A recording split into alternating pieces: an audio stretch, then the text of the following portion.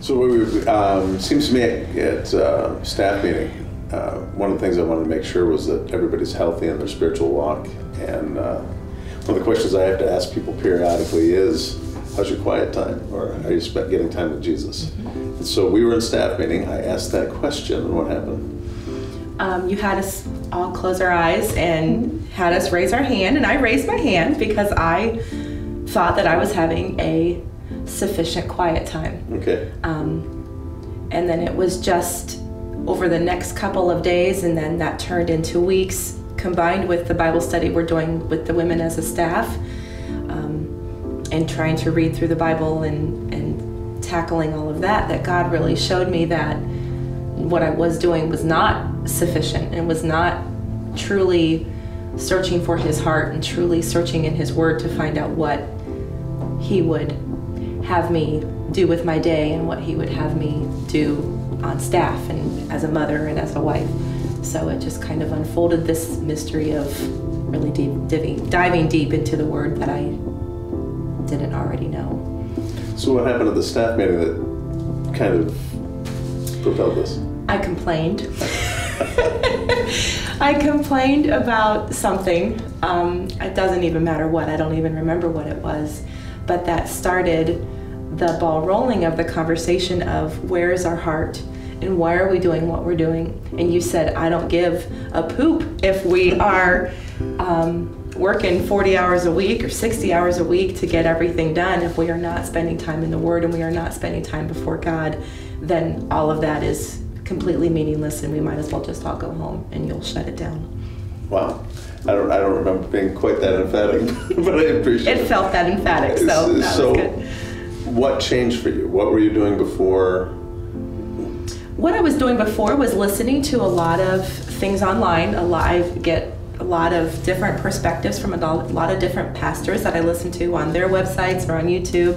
And those things aren't bad things. No, not at all. And they were good to enrich your walk. Yeah, and they were definitely. I mean, I was definitely getting fed by them. Mm-hmm. But what I wasn't doing was going back and then making sure that I was seeing for myself what they were saying. Was that really what the Bible said? Was it really in context? Did it really mean that? And I wasn't specifically and intentionally praying that God would use what I was hearing to change me and to not just be a hearer of the word, but to become a doer of what I was hearing that word. So let's talk about the difference between you had talked about the fact that you had been reading the word, but there was a new intentionality that occurred. Something kind of invaded your space. Mm-hmm. What was it? I would say it's very much just that whole idea of intentionality. Mm-hmm. That it's not just fitting it in. It's not just when I have time. And later on, we had a conversation about me saying, I hate the word discipline. And hate is a strong word. I wouldn't say that I hate it. I'm just not, I was thinking at the time that I just wasn't very good at it and that my personality is not a disciplined personality. And I said that, and that started a whole nother conversation of spurring me on to think, okay, but discipline is not a bad thing. It's a godly characteristic. And what are some things that I can do to teach myself to be disciplined and allow God to teach me to be disciplined? And one of those things was to start getting up earlier than everybody else in my house, which is interesting with 2 high schoolers and 4 middle school and elementary school kids. I thought, okay, I'm going to get up at 6, and I thought I was doing really well getting up at 6. I normally dragged myself out of bed at 10 till 7, and then the morning was a nightmare. It was rushed, and we were yelling, and my husband was frustrated, and the kids were frustrated. And I got up at 6, and my son got up about 5 minutes after me, and okay, so I just kept moving it back, and God just totally changed the route of our morning, totally changed the dynamic of our morning. Now, for the most part, it's peaceful, it's organized, everybody's ready to go. The first week of getting up at between 5 and 5:30, my little ones were coming down dressed and ready to go, or would come and cuddle with me on the couch, and they were ones that we were dragging, kicking and screaming out of bed, or yelling at, come on. Right. And God just totally changed without me even saying anything or doing anything. So you changed your morning routine a little bit. How did you change the way you're reading the Word?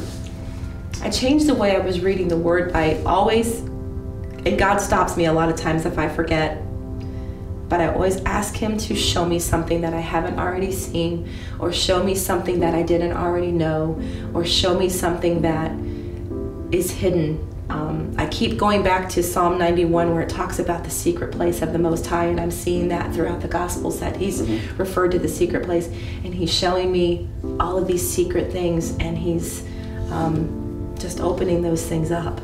I'm assuming that what you mean by secret things is just pieces of Him, parts of His character, His stuff glory, that I had never seen before, and right. characteristics of Him, and ways that I think, oh, nope, not living up to that, or nope, can't say that's a characteristic of myself, but it's a characteristic of Christ, and right. I need to do that.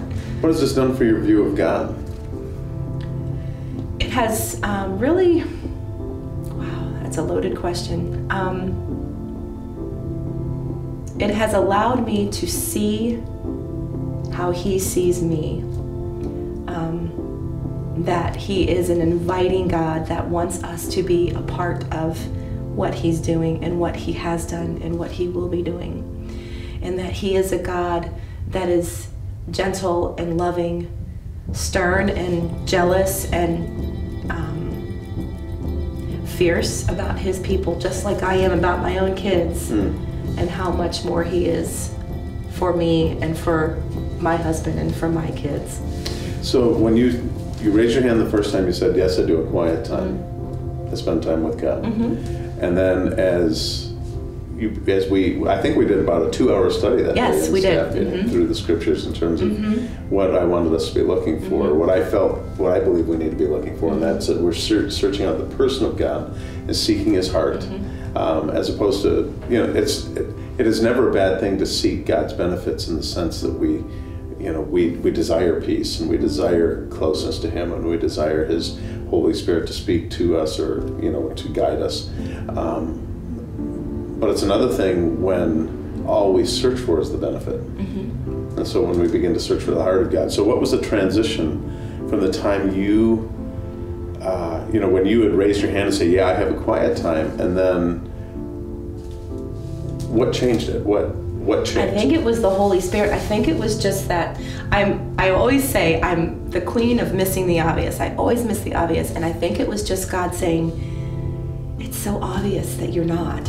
And it just clicked, like, I'm not. And it just was something that I just kept thinking about. And I started, or actually that night and then the next couple of days, going through the schedule of reading through the Word. I was doing it at night. And there's just, not from a legalistic standpoint, but there's just something about doing it in the morning and starting your day. And we sang the song 10,000 Reasons. And there's a verse, the sun comes up, there's a new day dawning, it's time to sing your song again.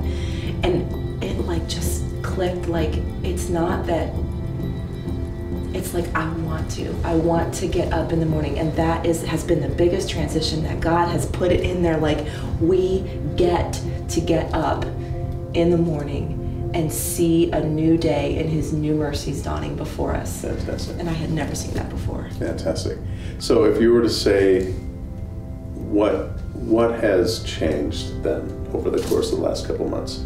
If you were to just line it out in a general sense, what's the difference now?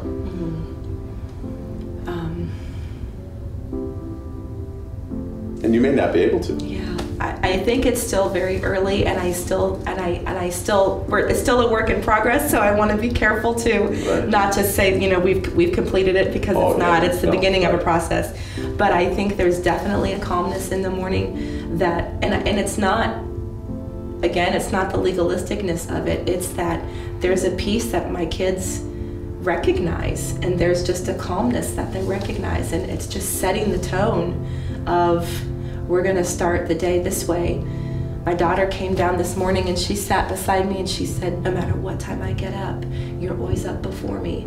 And I just think, that's the goal. That's a good thing. And rarely I don't say what I'm doing, but they see it. Every time one of them comes down, the Bible's in my lap, and it's starting this transition, hopefully for them, that, wow, my mom is getting up early in the morning and she's not a grump, and, you know, Daddy's not saying, where's mommy, you know, but I'm already there and fixing them breakfast and doing what a mother should do. Wonderful, wonderful. Is there anything else you would say? Don't let Satan lead you to believe that you're too busy, or that you're too tired, or that you're not a morning person, because you can become.